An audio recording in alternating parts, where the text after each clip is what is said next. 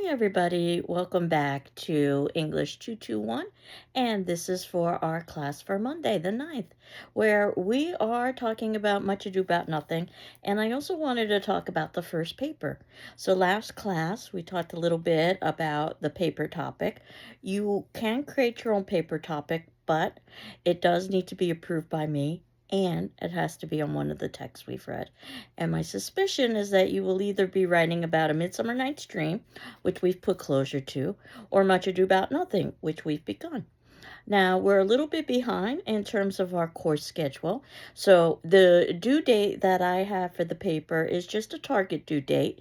And that due date I've moved to Wednesday, the 25th, which means it's not the class after break, but two classes after break. And that would be a good time to hand in that paper because that puts us more than midway through the semester. But as I've indicated, I have rolling deadlines, so you can hand in that paper after that, or certainly before that. And I'm thinking approximately 4 to 5 pages. And that said, it should be as long as it needs to be for you to support your thesis adequately. And it is a critical paper, so you don't need to be using outside resources. And I'm hopeful that in your previous English classes, particularly your Comp 2 class, that you would have talked about how to write a paper in reference to a piece of literature. But I also wanted to share a handout with you that I've uploaded into our syllabus and other documents folder. And as I always recommend, you probably want to take a hard copy so that you can easily reference it. And in the syllabus and other documents folder, you will see a handout entitled The Critical Paper that actually was distributed to me when I was an undergraduate student many years ago. I've kept it all these years, and I think it still does a great job in terms of how to write a paper. So I wanted to briefly review some of these points. It basically divides up writing a paper into 3 stages: planning, writing, and editing. And most students skip the planning stage to their detriment because if you don't spend some time thinking about what you're going to write about, you will probably waste a lot of time trying to write. So, spend some time generating ideas. They don't have to be good ideas, they don't have to be grammatically correct, but you'll thank yourself later for being able to do that because then the writing piece should go much more quickly. So, if you've ever been in a position where you've just tried to write the perfect first sentence and you've wasted a lot of time and you've just increased your frustration, then you know exactly what I'm talking about. And in terms of thinking about the structure of a paper is divided into an introduction, a body, and a conclusion. And the introduction is the first paragraph that lists the thesis, your position, the name of the text, and the name of the author. And the first paragraph is oftentimes very difficult to write because you have to indicate your thesis, what your paper is about. And you may not know at that stage, you might actually discover as you are writing what your paper is about. So it's quite possible that you are writing a paper, you reread what you've written, you summarize that into a sentence or two, plug that into your introduction. That is your thesis. So you don't necessarily have to work in chronological order. And then what we call the body, those are a series of paragraphs, note in the plural, where you have evidence and details to support your answer. And evidence and details would be paraphrase and quotation from the text itself. And then finally, there is a concluding paragraph that gives closure. That one can also be challenging to write because you're tired and you've said everything. So you want to make sure that you save a little bit of energy for the end. And you also want to remember that the definition of a paragraph is 3 or more sentences, which means no 1 or 2 sentence paragraphs, even though that might be considered appropriate writing in the journalistic field. But when we are writing in academia, which is also transferred over into the workplace, the assumption is that you have well developed paragraphs. The number 3 comes from the idea of beginning, middle, end. So certainly your paragraphs are probably going to be longer than that. And you determine when to start a new paragraph when you've got a new topic. And more often than not, that is dependent on something called a topic sentence, which is the first sentence, usually, of a paragraph that will summarize what the paragraph is about. Not every paragraph has to do that, but well-written paragraphs more often than not will. So what you should be able to do is just to read the first sentences of your paragraphs, and you should get a kind of summary for what it is that you were writing about. So, going to the handout, the critical paper, you're reminded to analyze, not to summarize. That you should assume the reader is familiar with the text. You don't have to retell the entire story, only those pieces that are relevant for what it is that you are discussing. Or grammatical way of saying that is comment your comments on plot to subordinate clauses, emphasizing the main clause, the significance of that action. It's about why things are happening, not necessarily what is happening. Though sometimes you have to reference some of the what is happening so that you can examine the why of that happening. So you want to make sure your thesis is specific. You don't want to say something like, in Hamlet, Shakespeare explores the complexities of experience. That applies to just about every author and every text that's ever been written. So you've really said nothing. Or that Shakespeare employs much imagery in Hamlet. Again, I suspect that's true of most authors. The question is what imagery is employed and how and why is it important? In terms of evidence, you want to avoid the extremes. So you need to use quotation. I've read papers with no quotation in it, and you need to add quotation. But you don't want to overquote. I can't give you a specific number, but if it adds value to your argument, then you should be quoting. Think of yourself almost like an attorney presenting a court case. A good attorney can argue either side, guilty or innocent. They basically pick and choose the pieces of evidence that will support the case best. And that's what you're doing. Many attorneys actually begin as English majors. So the reality is that you could write two separate papers that completely contradict one another and could be equally valid. The question is, do you have enough support and evidence? My job is to basically play skeptic. So if you take a position, I take the opposite, and your job is to provide evidence from the text, quotation, and paraphrase so that your position is possible. Not even probable, just possible. For your conclusion, a couple of tricks that you could utilize is perhaps hinting at a related idea or another work by the same author. That's oftentimes a way to end an argument or a paper without adding new information. Perhaps you can relate it to present day. That's also another tip or technique.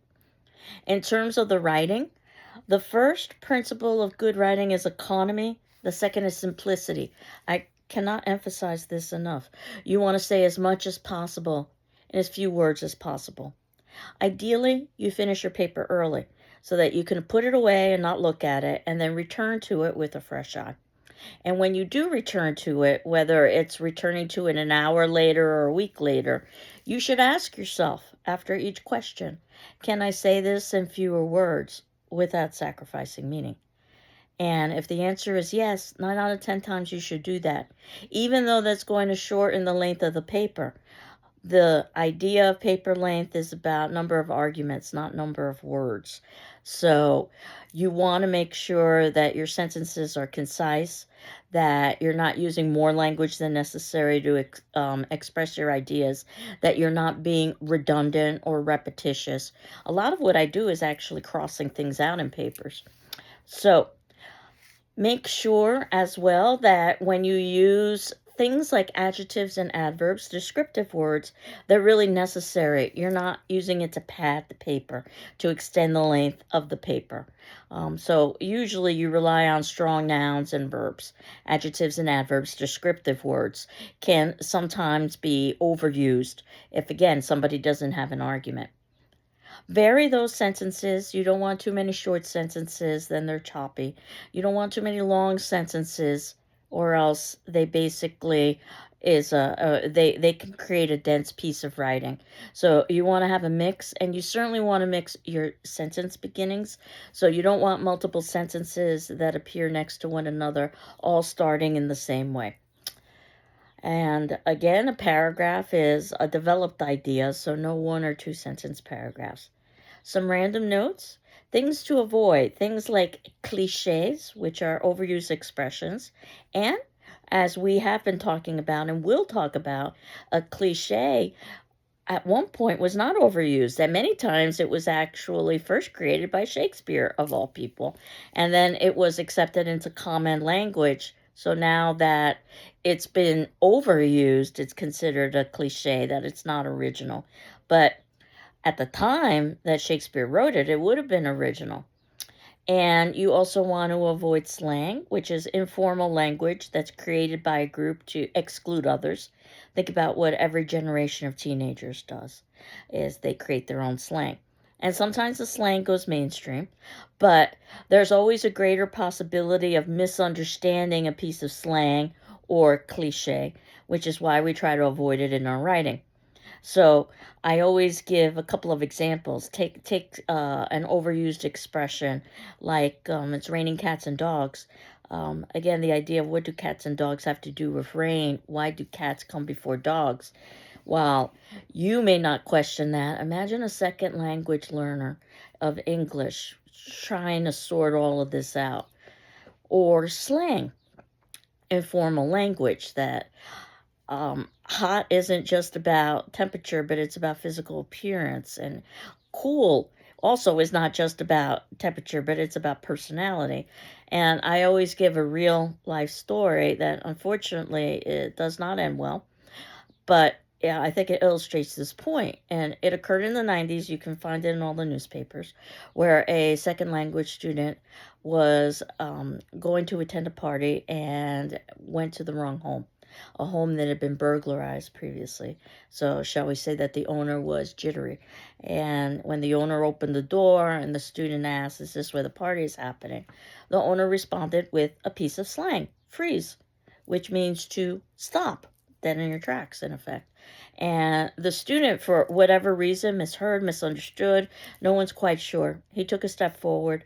The owner responded by pulling out his gun, killing that student on his doorstep, all because of a huge misunderstanding. So it actually changed the way that languages were taught in schools, that it's important to know the language of the streets, so to speak, that we speak differently than we write. But the reason why we have these standardized rules when we write is so that there is less of a possibility of misunderstanding. So there are actually reasons for these suggestions, these rules.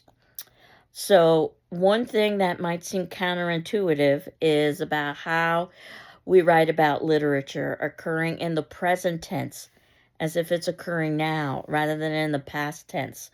Even though I know the piece of literature was written in the past, even though I know you read it in the past, but when you're talking about A Midsummer Night's Dream, let's say, it's that Hermia says to Helena, not that Hermia said to Helena. And if this is difficult for you, just when you get to the editing stage, change all of the past tenses you might have written into present tenses. Semicolon and dash, use sparingly. These are pieces of punctuation that oftentimes lead to confusion. So sometimes people don't want to use them, and I suggest you not be afraid of a piece of punctuation. But you should know how to use it correctly. And a dash is basically a very long pause, much like the pause, the beat you would take before you get to a punchline of a joke. And oftentimes a comma can be used in place of a dash, but the dash gives emphasis to what follows. So if I were to say a sentence with a comma, let's say, "I will marry you, comma, if you give me a big ring." So there's a small pause. But I could also say that with a dash instead of the comma. "I will marry you if you give me a big ring." So that longer pause is really going to emphasize. And the semicolon is used between two complete sentences that are closely related to one another, that appear next to each other. And you want to make a direct comparison between those two sentences. The assumption is that if the two sentences are next to one another, that yes, they are related to one another. But you want to draw a direct comparison. So you put a semicolon. Again, two simple sentences. This was actually from a worksheet in the Learning Center, or the peer tutoring as we call it now. I don't know if you've seen this or not, but they had two simple sentences. "I love apples. They are delicious." And usually we put a period between those two complete thoughts, and that would be fine. But you could put a semicolon, which is a long pause rather than a stop. And by using a semicolon, you're almost like drawing an arrow, if you will, between the first sentence, I love apples, and the second sentence, they are delicious, drawing a direct comparison that you love apples because of their taste, not because necessarily of their health benefits or because of their cost or because of their availability. In terms of proofreading, if you have difficulty proofreading, you might want to read backwards. So start on page 5, work your way to the front of the page or the front of the paper. Then you can concentrate on the grammar and you can concentrate on the specifics of the sentence. Of course, the whole of the paper won't make sense, and that's the point. And as you know, you all have the option of rewriting the first paper. I see that as a learning exercise. That's it. For the second paper, you are doing a very similar sort of exercise, just with a different text, a different play. So you can incorporate my suggestions from the first paper into your second paper. And if you do want to rewrite your first paper, I'm asking that you submit that to me via PDF to my email, which is ruiz, R-U-I-Z, @gcc.mass.edu, because that's how my grading program works best. I will return it back to you with my commentary and a grade. And if you are satisfied, then you're done with the assignment. If you'd like to earn a higher grade, take my comments into account. And if you're quite not sure how to proceed, make an appointment with me and we can talk further. And hand in the original with my commentary along with your revision. And you get the higher of the two grades, which is really how professional writers write. They get lots of feedback. So I don't see this as my giving you anything, so to speak. It's really helping you learn how to write. And that said, again, for the second paper, you're just duplicating what you did with the first paper, but with a different text. So I see this first paper as a learning exercise, an instructional vehicle. So you should have a title for your paper. The title should be original. You don't want to call your paper Much Ado About Nothing if it's about Much Ado About Nothing. That title's already been taken. You can certainly embed your language within a title, so you could say something like gender roles in Much Ado About Nothing. And we do have conventions for indicating if a text has been published, that when we reference the title of a longer text, which is a novel or a drama, in a paper, we either italicize it or you can also underline it, because if you were handwriting, you would need to underline because it's very difficult to italicize in handwriting. If it's a shorter text, take something like a sonnet, a poem, for instance, or a short story. You put the title in quotation marks. And you don't have to put your title in either quotation marks or underline. The assumption is that whatever you're submitting hasn't been published. But if you are embedding part of the author's title within your own title, then yes, you should use those conventions for indicating whether or not you've got a longer text or a shorter text. To give you an idea how old this handout is, I love this line. Instructors prefer typewritten papers. Obviously, your paper has to be typed and double spaced, and not every teacher asks for this. It's not necessarily a requirement, but I would like a cover page, which is just a separate sheet of paper that lists the title of the paper and your name and my name, the due date. All of this is on the syllabus. There is no particular place to format all of this, or there isn't any particular rule for formatting all of this, though most people will put the title in the middle of the page and in the lower right-hand corner put the contact information for their name and my name and the course. But that said, again, there is no standardized format for a title page. You can almost think of it as a cover on a book if you want to. Of course, for you, you're not handing in a hard copy, so that would just be a separate screen that you would do. And the paper is obviously due on the date assigned, but as I indicated, I've got rolling deadlines. But I'm hopeful that you would hand in that paper either before or by the due date that I've identified, just so that too much time doesn't go by without you getting a formal grade. And if you'll just excuse me for one moment, my notes fell. I need to grab them.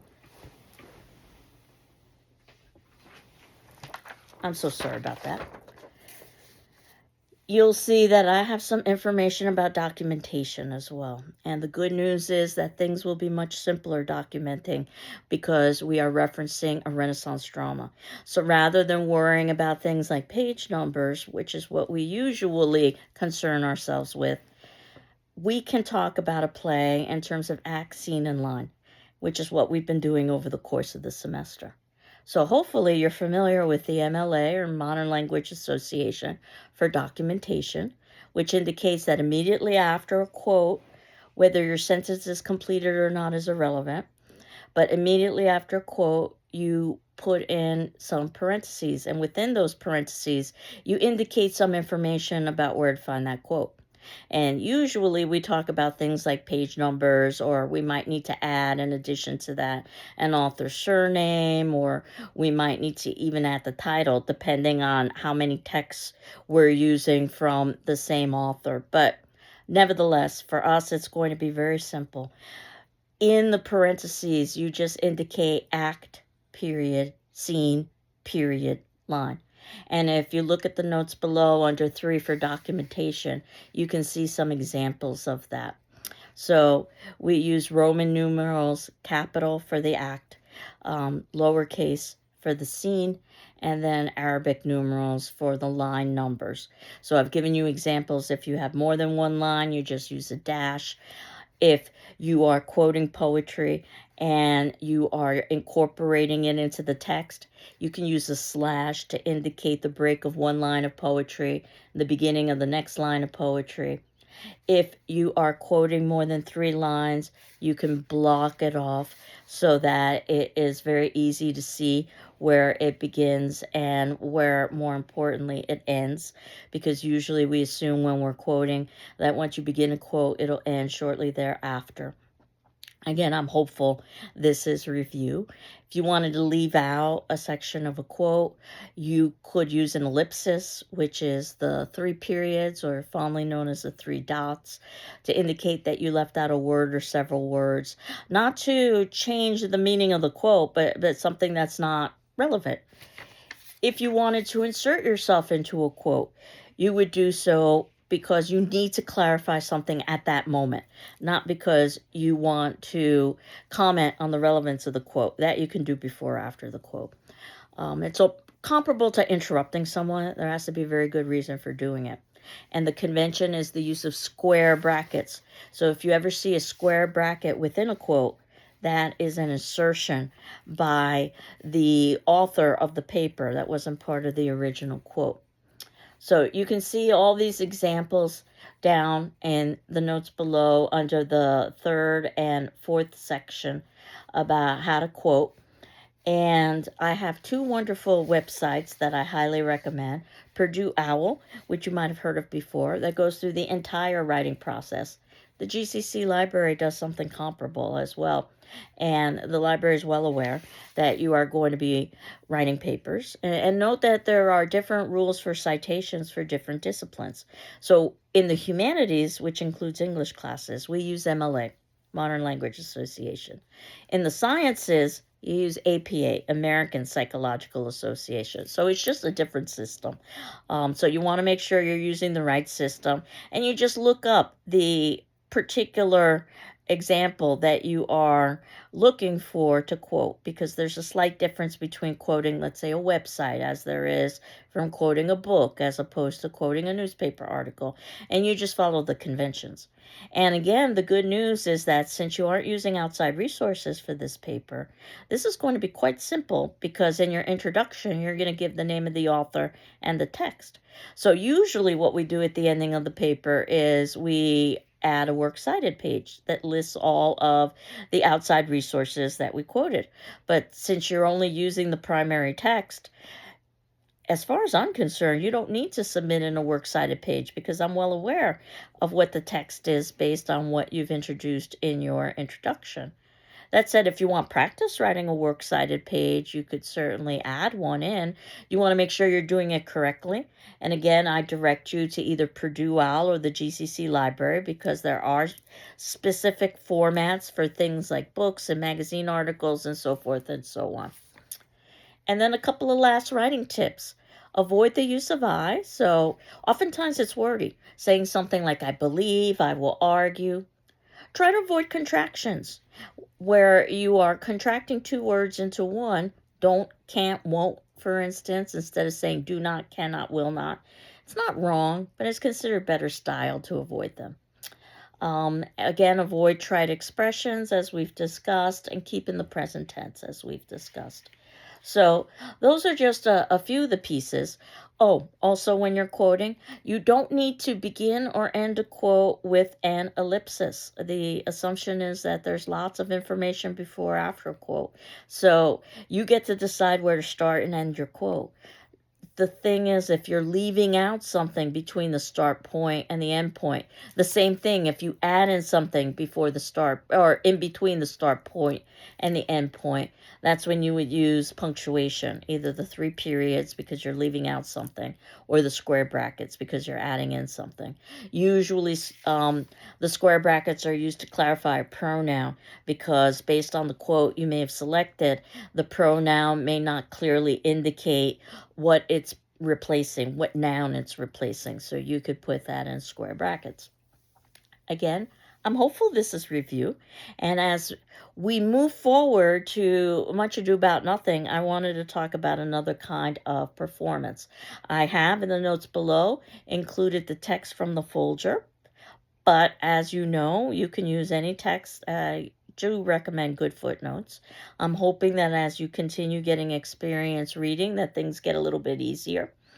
And I'm asking you to begin a Hollywood film about Much Ado About Nothing. As you know, we saw a production from the Globe Theater. So they try to have a certain level of authenticity there, even though, of course, they updated it for contemporary audiences.